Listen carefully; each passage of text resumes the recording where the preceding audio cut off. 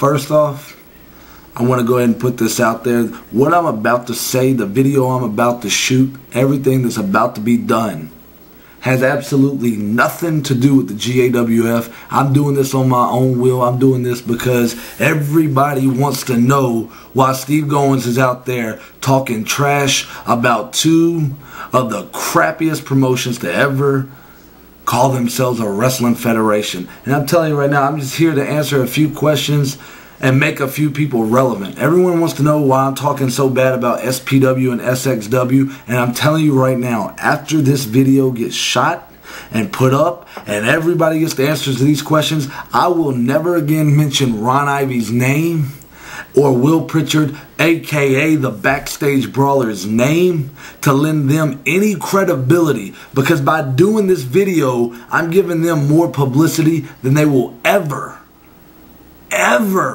deserve as far as being wrestling promoters or wrestlers. Go ahead with the questions.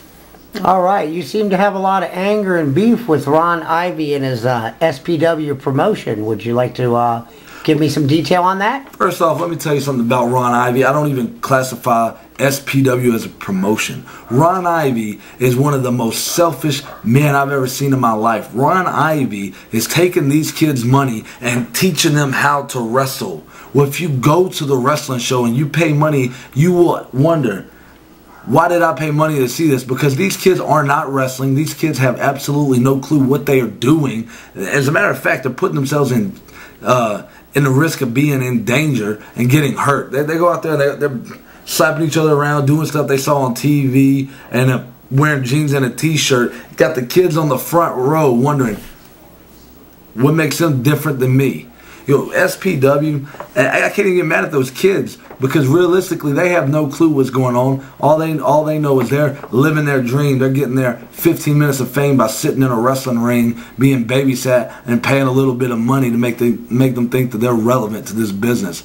Ron Ivy, I'm going to go ahead and tell you why I don't like Ron Ivy. Ron Ivy, a few years back, his wife passed away. Over at the GAWF, we did a benefit show. Every penny that came through that door, the boys said, you know what, I'm not working from pay tonight. We're doing this for fun. We're doing this for a good cause. We're giving Ron Ivy all of the money off the door. It's a benefit show for him losing his wife. We give him every penny that came through that door. We gave him every penny that was made off the concession and off the tickets that night. Ron Ivy had the audacity to no-show the next two shows that he was booked on to be at with the GAWF. What a way to say thank you.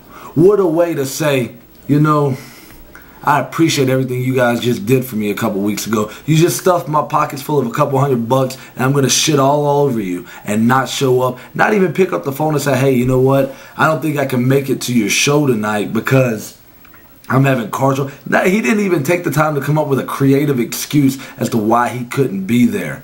Everyone wants to sit there and be, oh, everybody just wants to bash SPW. Nobody wants to help build SPW. Nobody wants to do anything to reach out and make these kids that much better. Let me tell you, that's a fucking lie. And I'm telling you that right here to your face. And if Ron Ivy was sitting here, I would call him a liar to his face too. Guys like Chief Little Bear go over there and they're veterans of the business. They go out there and they try to work with these kids. They try to make these kids better. They try to, teach them a little bit of something. That way they know a little bit when they go out there.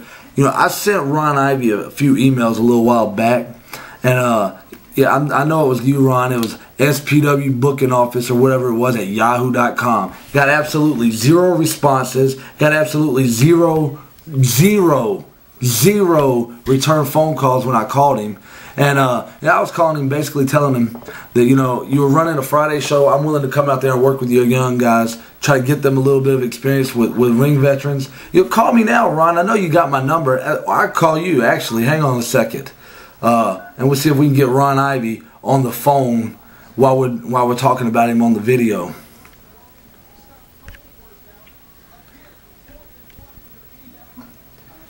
But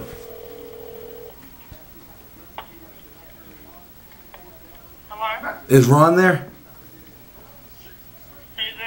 This is Steve Goins.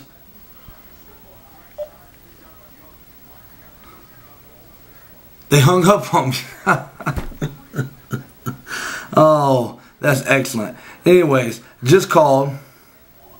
Got hung up on. Pretty funny. Wouldn't return any of my phone calls. That's the first time they've answered the phone on me in months, weeks. I don't know. I couldn't tell you the last time I tried to call him.